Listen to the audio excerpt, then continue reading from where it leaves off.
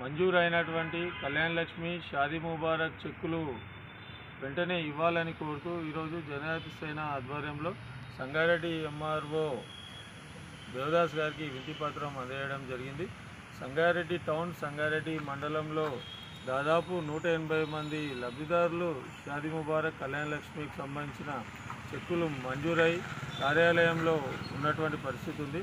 రోజు లబ్ధిదారులు అనేక మంది 10ల సంఖ్యలో, 20 సంఖ్యలో ఈరోజు రోజు కార్యాలయానికి వస్తూ వాళ్ళు చెక్కులు అడుగుతున్నా కూడా ఇంకా డేట్ ఫిక్స్ చేయలేదు అని చెప్పి అధికారులు చెప్తున్నటువంటి పరిస్థితి ఉంది.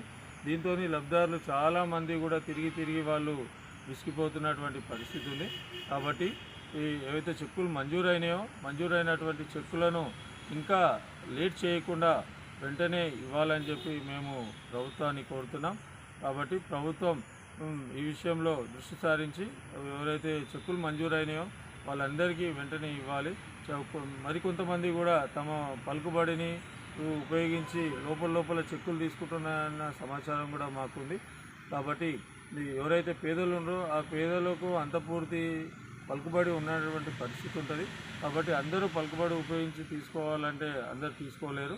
కాబట్టి ఆ రకంగా ఎవరైతే పేదలు ఉన్నారో ఆ పేదలను ఇంకా ఇబ్బందులు పెట్టకుండా, ఇప్పటికే చాలా లేట్ అయింది, మంజూరై నెలలు గడుస్తున్నా కూడా ఇవ్వడం లేదు.